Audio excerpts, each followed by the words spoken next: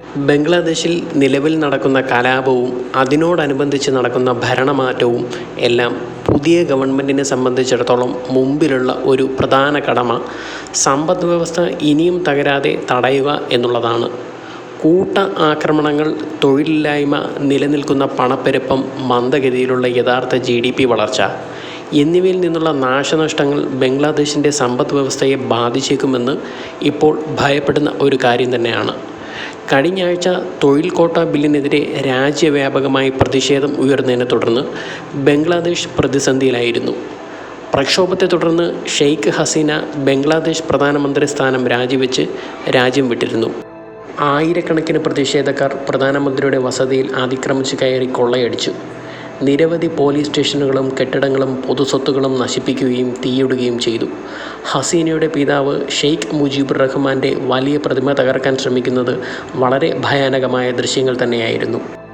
വിദേശ നിക്ഷേപകരുടെ chamber of commerce and ഇൻഡസ്ട്രിയുടെ റിപ്പോർട്ടുകൾ പ്രകാരം സമീപകാല പ്രശ്നങ്ങൾ മൂലമുണ്ടായ അടച്ചുപൂട്ടൽ ബംഗ്ലാദേശിൻ്റെ സമ്പദ് വ്യവസ്ഥയ്ക്ക് വളരെ വലിയ നെഗറ്റീവ് ഇമ്പാക്റ്റാണ് ഉണ്ടാക്കിയത്.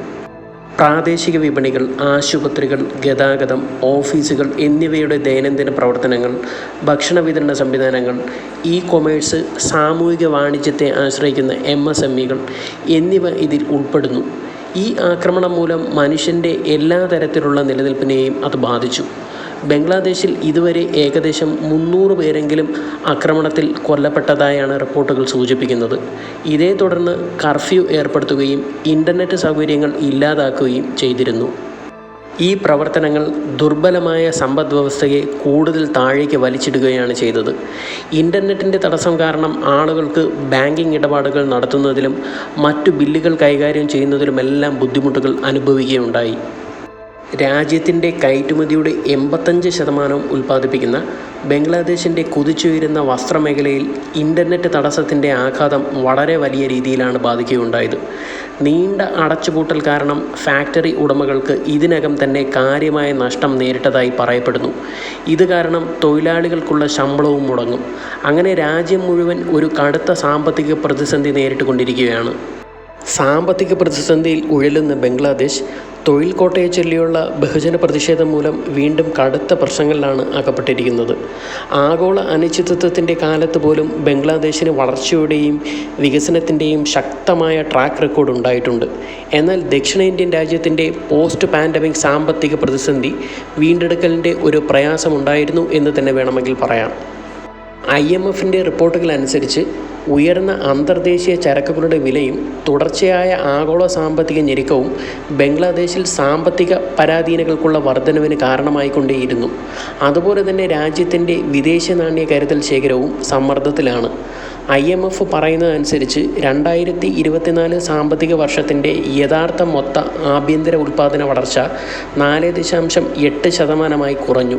GDP വളർച്ച ഉയരുമെന്ന് പ്രതീക്ഷിച്ചിരുന്നെങ്കിലും 2024 ഏപ്രിലിൽ പണപ്പെരുപ്പം ഒരു ദശാബ്ദകാലത്തെ ഏറ്റവും ഉയർന്ന നിരക്കായ 9.7%-ലെത്തിയെന്ന് IMF ചൂണ്ടിക്കാണിക്കുന്നു.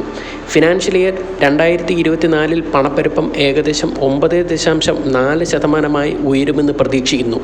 എന്നാൽ ഇത് ഫിനാൻഷ്യൽ ഇയർ 2025 ആകുമ്പോഴേക്കും ഏകദേശം 7.2 കുറയാനും സാധ്യതയുണ്ടെന്ന് IMFൻ്റെ റിപ്പോർട്ടുകൾ പറയുന്നു. 2024 ഏപ്രിലിൽ പുറത്തിറങ്ങിയ IMFൻ്റെ വേൾഡ് എക്കണോമിക് ഔട്ട്ലുക്ക് റിപ്പോർട്ട് അനുസരിച്ച് 2024 രാജ്യത്തിൻ്റെ കറണ്ട് അക്കൗണ്ട് ബാലൻസ് GDPയുടെ 0.8%.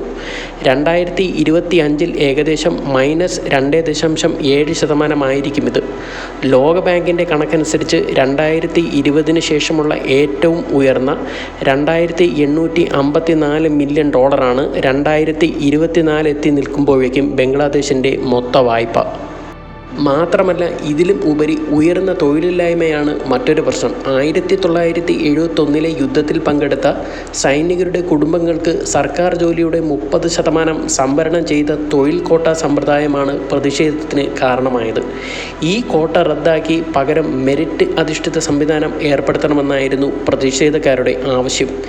ഈ വർഷം ബംഗ്ലാദേശ് ബ്യൂറോ ഓഫ് സ്റ്റാറ്റിസ്റ്റിക്സ് പുറത്തുവിട്ട കണക്കുകൾ പ്രകാരം 2023 അവസാന പാദത്തെ അപേക്ഷിച്ച് അപേക്ഷിച്ച് 2024 ആദ്യ പാദത്തിൽ ബംഗ്ലാദേശിലെ തൊഴിലില്ലായ്മ നിരക്ക് 3.51% ഉയർന്നു എന്നാണ്.